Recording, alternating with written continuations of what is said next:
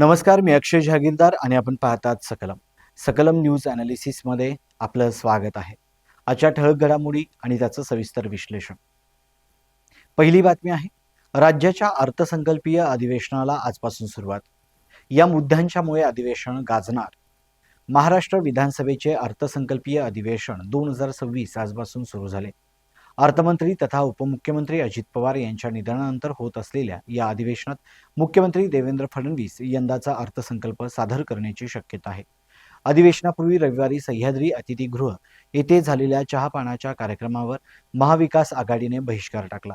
याशिवाय विरोधी पक्षनेता निवड आणि अजित पवार यांचे अपघाती निधन यावरून हे अधिवेशन गाजण्याची शक्यता आहे. दरम्यान चहापानानंतर पत्रकारांशी बोलताना मुख्यमंत्री देवेंद्र फडणवीस यांनी विरोधकांनी नुसते हवेत गोळीबार करणे आणि पळून जाणे योग्य नाही. विरोधकांनी अधिवेशनादरम्यान प्रश्न मांडावेत, त्यांना सविस्तर उत्तरं आम्ही देऊ, त्यांना चर्चेची भरपूर संधी देऊ, असे त्यांनी म्हटलंय. तर दुसरीकडे महाविकास आघाडीने चहापानावर बहिष्कार टाकल्यानंतर महाविकास आघाडीकडून ठाकरे सेनेचे आमदार भास्कर जाधव, आमदार आदित्य ठाकरे, काँग्रेसकडून सतेज पाटील, विजय वडेट्टीवार आदी नेत्यांनी अधिवेशनाच्या पार्श्वभूमीवर भूमिका स्पष्ट केली. बहुमताचे सरकार असताना विरोधी पक्ष नेत्यांची विरोधकांनी एवढी धास्ती का आहे, अशी विचारणा महाविकास आघाडीच्या आमदारांनी केली आहे. उपमुख्यमंत्री अजित पवार यांच्या विमान अपघाताबाबत अपघाताची किंवा घातपाताची शक्यता, सरकारची संदिग्ध भूमिका हा एक प्रमुख मुद्दा अधिवेशन काळात गाजण्याची शक्यता आहे. त्याचबरोबर मंत्री नरहरी झिरवळांच्या खासगी पेयेच्या लाच प्रकरणावरूनही सभागृहात गदारोळ होण्याची शक्यता आहे, ज्यात झिरवळांच्या राजीनाम्याची मागणी केली जात आहे. विधानसभा अध्यक्ष राहुल नार्वेकर यांच्या अलिबाग येथील व्हायरल व्हिडिओवरूनही विरोधक सत्ताधाऱ्यांवर हल्लाबोल करतील. याशिवाय मुंडवा जमीन घोटाळा प्रकरण, शेतकरी आत्महत्या, अमेरिकेसोबतचा ट्रेड डील आणि सातारा ड्रग्ज प्रकरण हे मुद्देही चर्चेत येणार आहेत.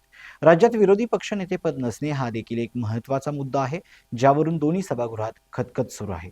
यंदाचा अर्थसंकल्प मुख्यमंत्री देवेंद्र फडणवीस हे मांडणार आहेत आणि भ्रष्टाचार, ड्रग्ज प्रकरण आणि विरोधी पक्षनेतेपदावरून हे अधिवेशन तापण्याची शक्यता आहे. पुढील बातमी आहे, कोल्हापुरात 6 महिन्यात आयटी पार्क उभारणार उदय सामंत. कोल्हापुरात पुढील 6 महिन्यात आयटी पार्क उभारण्यात येणार असल्याची ग्वाही उद्योग व मराठी भाषा मंत्री उदय सामंत यांनी रविवारी दिली. शिवाजी विद्यापीठ येथे आयोजित राज्यस्तरीय नोकरी महामेळाव्याच्या उद्घाटन प्रसंगी ते बोलत होते. या मेळाव्याला तब्बल 135 कंपन्यांनी सहभाग घेतला असून 9,000 पदांसाठी 17,000हून अधिक उमेदवार उपस्थित होते. सामंत म्हणाले, युवकांना रोजगार देताना कंपन्यांनी किमान वेतनाची हमी देणे आवश्यक आहे. राज्यातील प्रत्येक जिल्ह्यात कौशल्याधारित मनुष्यबळ तयार करण्यावर शासनाचा भर आहे. विद्यापीठाने 2 एकर जागा उपलब्ध करून दिल्यास त्या ठिकाणी सुसज्ज व अद्ययावत कौशल्य विकास केंद्र उभारण्यात येईल, असेही त्यांनी स्पष्ट केले. या मेळाव्याचे आयोजन विद्यापीठाच्या मध्यवर्ती रोजगार कक्ष, डॉक्टर ज्ञानेश्वर मुळे फाउंडेशन आणि विद्यापीठ विकास मंच यांच्या संयुक्त विद्यमानाने करण्यात आले. प्रभारी कुलगुरू डॉक्टर ज्योती जाधव अध्यक्षस्थानी होत्या. उच्च व तंत्र शिक्षण मंत्री चंद्रकांत पाटील यांनी लघुचित्रफितद्वारे संदेश पाठवला. तसेच माजी परराष्ट्र सचिव ज्ञानेश्वर मुळे, खासदार धैर्यशील माने, प्राध्यापक ND पाटील आदी मान्यवर उपस्थित होते. विद्यापीठातील राजमाता जिजाऊ साहेब सभागृहासह विविध ठिकाणी 250 मुलाखत व माहिती कक्ष उभारण्यात आले होते. 8वी पासून ते PhD पर्यंतच्या उमेदवारांना मुलाखती दिल्या. ऑनलाईन पद्धतीने 6,000 उमेदवारांनी नोंदणी केली होती. माहिती फलकांवरील QR कोडद्वारे उमेदवारांना कंपन्यांची माहिती उपलब्ध करून देण्यात आली. या महामेळाव्यामुळे कोल्हापूर जिल्ह्यातील युवकांना मोठ्या प्रमाणावर रोजगाराच्या संधी उपलब्ध होणार असल्याचा विश्वास सामंत यांनी व्यक्त केला. पुढील बातमी आहे, देवगड रत्नागिरी हापूस यंदा भाव खाणार, उत्पादनात मोठी घट. यंदाच्या आंबा हंगामात देवगड आणि रत्नागिरी येथील हापूस आंब्याचे उत्पादन मोठ्या प्रमाणात घटण्याची शक्यता असून त्यामुळे बाजारात दर चढते राहण्याची चिन्हे आहेत. वातावरणातील बदलांमुळे कोकणातील आंबा बागांमध्ये मोहर व फळगळती मोठ्या प्रमाणात झाली आहे. त्यामुळे केवळ 10%च आंबा शेतकऱ्यांच्या हाती लागेल, अशी भीती उत्पादकांकडून व्यक्त होत आहे. नोव्हेंबरमध्ये आंबा झाडांना भरघोस मोहर आला होता. झाडांच्या पानापेक्षा मोहर अधिक दिसत असल्याने यंदा विक्रमी उत्पादनाची अपेक्षा होती. मात्र ढगाळ वातावरण, कडाक्याची थंडी, अवकाळी पाऊस आणि त्यानंतर अचानक वाढलेली उष्णता यामुळे पहिल्या व दुसऱ्या टप्प्यातील सुमारे 70 ते 80% मोहर करपला. धरलेली फळे ही उष्णतेमुळे गळून पडत आहेत. फेब्रुवारीतील 3ऱ्या टप्प्यातील मोहरावरच आता शेतकऱ्यांची भिस्त आहे. उत्पादन घटल्याने एप्रिल महिन्यात बाजारात आवक मर्यादित राहणार आहे. त्यामुळे सुरुवातीला हापूसचे दर उच्चांकी पातळीवर राहतील, असा अंदाज व्यापाऱ्यांनी व्यक्त केला आहे. एप्रिलच्या पहिल्या आठवड्यानंतर कर्नाटक, तामिळनाडू आणि केरळ येथून आवक वाढल्यानंतरच बाजारात दर काही प्रमाणात स्थिरावतील. दरम्यान आंबा कलमांची देखभाल, विमा, मजुरी व कीटकनाशकांच्या वाढत्या खर्चामुळे शेतकरी आर्थिक अडचणीत सापडला आहे. आतापर्यंत 4 ते 5 वेळा फवारणी करावी लागल्याने खर्च लाखांच्या घरात गेला आहे. खर्चाच्या तुलनेत उत्पादन अत्यल्प मिळणार असल्याने कोकणातील आंबा उत्पादकांपुढे मोठे आर्थिक संकट उभे ठाकले आहे. पुढील बातमी आहे, सार्वजनिक बांधकाम भुसेंकडे, नगरविकास सामंताकडे, शिंदेचे तात्पुरते अधिकार वाटप. उपमुख्यमंत्री एकनाथ शिंदे यांनी आपल्या ताब्यातील काही महत्त्वाची खाती पक्षातील इतर मंत्र्यांकडे तात्पुरत्या स्वरूपात सोपवण्याचा निर्णय घेतला आहे.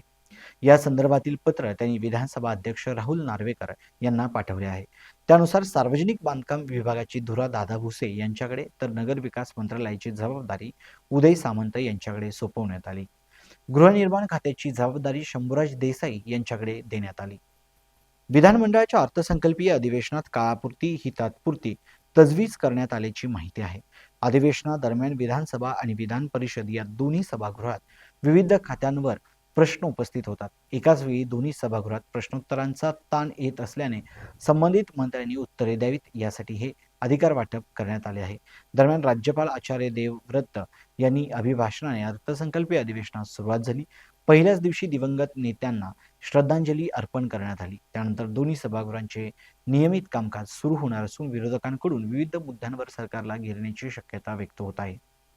अधिवेशनाच्या पार्श्वभूमीवर झालेल्या या तात्पुरत्या अधिकार वाटपामुळे प्रशासकीय कामकाज सुरळीत राहील असा विश्वास सत्ताधाऱ्यांकडून व्यक्त करण्यात येत आहे. पुढील बातमी आहे, सामायिक खात्यांच्या सातबाऱ्यात मोठा बदल, प्रत्येक हिस्सेदाराचे क्षेत्र स्वतंत्र नमूद होणार.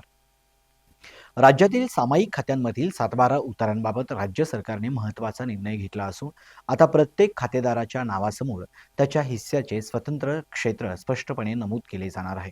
यासाठी महाराष्ट्र जमीन महसूल अधिनियम 1966 मधील कलम 85 अंतर्गत विशेष मोहीम राबवण्याचे आदेश देण्यात आले आहेत.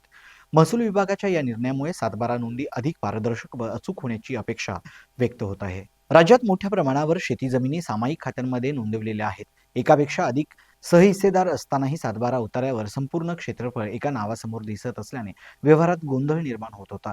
जमीन खरेदी विक्री, फेरफार नोंदी, बँक कर्ज प्रकरणे तसेच शासकीय योजनांसाठी अर्ज करताना क्षेत्रफळातील तफावतीमुळे शेतकऱ्यांना अडचणींचा सामना करावा लागत होता. दरम्यान कृषी विभागाकडून राबवण्यात येणाऱ्या शेतकरी ओळख क्रमांक अर्थात फार्मर ID प्रक्रियेलाही या निर्णयामुळे चालना मिळणार आहे. संबंधित शेतकऱ्याच्या नावावर अचूक क्षेत्र नोंदवणे आवश्यक असल्याने स्वतंत्र हिस्से नमूद केल्यास ID तयार करणे सुलभ होणार आहे. महसूल विभागाकडून तालुका व मंडळ स्तरावर विशेष शिबिरे आयोजित करण्यात येणार असून हिस्सेदारांना विहित नमुन्यात अर्ज सादर करावा लागेल. खाते विभाजन प्रक्रिया जलद व सुलभ करण्यासाठी अधिकाऱ्यांना स्पष्ट सूचना देण्यात आल्या आहेत. संबंधित शासन निर्णय सहसचिव संजय बनकर यांनी जारी केला आहे. या निर्णयामुळे शेतकऱ्यांना त्यांच्या हिस्सानुसार स्वतंत्र व स्पष्ट नोंद मिळणार असून जमीन व्यवहार अधिक पारदर्शक व विश्वासार्ह होण्याची शक्यता आहे. प्रशासकीय गोंधळ कमी होऊन शेतकऱ्यांना त्रासही लक्षणीयरित्या घटेल अशी अपेक्षा व्यक्त होत आहे. पुढील बातमी आहे, IAF ची तेजस विमानं सुरक्षिततेच्या चौकशीसाठी ग्राउंड, एक विमान खराब. भारतीय वायुसेनेच्या IAF एका तेजस लाईट कॉम्बॅट विमानाला रनवे ओलसर झाल्यामुळे कोणत्या तरी टेक्निकल अडचणीमुळे नुकसान झाले आहे.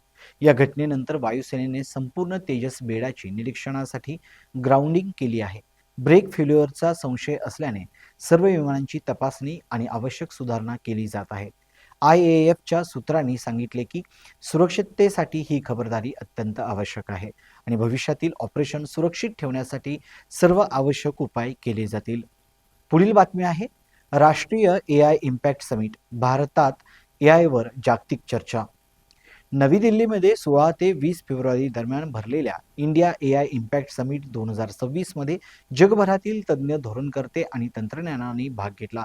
या समिटचे उद्घाटन पंतप्रधान नरेंद्र मोदी यांनी केले आणि यामध्ये युरोपीय आणि संयुक्त राष्ट्रातील प्रतिनिधींनीही सहभाग नोंदवला. आर्टिफिशियल इंटेलिजन्सच्या सामाजिक, आर्थिक आणि नैतिक परिणामांवर जोरदार चर्चा झाली असून जगातला पहिला ग्लोबल साऊथ देश म्हणून भारताने जोरदार भूमिका घेतल्याची दखल घेतली आहे. या समिटचा उद्देश भविष्यातील AI आधारित धोरण सुरू करण्यासाठी नीतिमंडळ तयार करणे होता. पुढील बातमी आहे, महाविकास आघाडीत धुसफूस, अर्थसंकल्पीय अधिवेशनापूर्वीच्या महत्त्वाच्या बैठकीला शरद पवार गटाची दांडी. महाराष्ट्राच्या अर्थसंकल्पीय अधिवेशनाला आजपासून सुरुवात झाली असताना अधिवेशनाच्या रणनीतीसाठी बोलावण्यात आलेल्या महाविकास आघाडीच्या महत्त्वाच्या बैठकीला राष्ट्रवादी काँग्रेस शरद पवार पक्षाच्या नेत्यांनी अनुपस्थिती दर्शवल्याने राजकीय वर्तुळात चर्चांना उधाण आले आहे. विरोधकांनी सरकारला घेरण्यासाठी आखलेल्या संयुक्त भूमिकेच्या पार्श्वभूमीवर ही अनुपस्थिती विशेष महत्त्वाची मानली जात आहे. अधिवेशनाच्या पूर्वसंध्येला सत्ताधारी सरकारच्या पारंपरिक चहापान कार्यक्रमावर महाविकास आघाडीने बहिष्कार टाकला होता. त्यानंतर मुंबईतील शिवालय येथे संयुक्त बैठक आणि पत्रकार परिषद आयोजित करण्यात आली होती. या बैठकीला शिवसेना, उद्धव बाळासाहेब ठाकरे पक्षाचे आणि काँग्रेसचे प्रमुख नेते उपस्थित होते. मात्र शरद पवार गटातील एकही वरिष्ठ नेता हजर नसल्याचे दिसून आले. त्यामुळे आघाडीत सर्व काही आलबेल आहे का असा प्रश्न उपस्थित होत आहे. सूत्रांच्या माहितीनुसार आगामी राज्यसभा निवडणुकांच्या जागा वाटपावरून घटक पक्षांमध्ये काही मतभेद निर्माण झाल्याची चर्चा आहे. जागा वाटपातील असंतोषामुळे पवार गटाने जाणीवपूर्वक अंतर ठेवल्याची शक्यता वर्तवली जात आहे.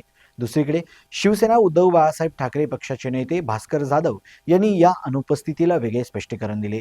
काही नेत्यांशी संपर्क होऊ शकला नाही किंवा ते प्रवासात असल्याने येऊ शकले नाहीत. यात कोणतीही नाराजी नाही असे त्यांनी स्पष्ट केले. दरम्यान शरद पवार गटाच्या काँग्रेसमध्ये संभाव्य विलिनीकरणाबाबत सुरू असलेल्या चर्चांमुळेही या घडामोडींना वेगळे राजकीय परिमाण प्राप्त झाले आहे. त्यामुळे आघाडीतील अंतर्गत समीकरणांबाबत विविध तर्कवितर्क लावले जात आहेत. या पार्श्वभूमीवर मुख्यमंत्री देवेंद्र फडणवीस यांनी विरोधकांवर टीका करताना म्हटले की विरोधकांमध्येच एकवाक्यता नाही. चहापानाच्या बहिष्काराच्या पत्रावर स्वाक्षरी करण्यासाठी त्यांनी स्वतःच्या आमदारांचा पाठिंबा मिळाला नाही. त्यांच्या या वक्तव्यामुळे राजकीय वातावरण आणखी तापले आहे. अजित पवार यांच्या निधनानंतर आणि बदललेल्या राजकीय समीकरणांच्या पार्श्वभूमीवर होत असलेले हे पहिलेच अर्थसंकल्पीय अधिवेशन असल्याने त्याला विशेष महत्त्व आहे. महाविकास आघाडीत निर्माण झालेल्या या कथित विसंवादाचा अधिवेशनातील रणनीतीवर कितपत परिणाम होतो याकडे सर्वांचे लक्ष लागले आहे. दरम्यान शरद पवार गटाचे नेते जयंत पाटील यांनी स्पष्टीकरण देत म्हटले की पक्षांतर्गत काही तातडीच्या बैठकीमुळे नेते उपस्थित राहू शकले नाहीत आणि महाविकास आघाडीत कोणतीही फूट नाही. मात्र या घडामोडींमुळे राज्यातील राजकारणात पुढील काही दिवस चांगलेच रंगणार हे निश्चित मानले जात आहे. या होत्या आजच्या ठळक घडामोडी आणि त्याचं सविस्तर विश्लेषण. पाहत राहा सकलम. धन्यवाद.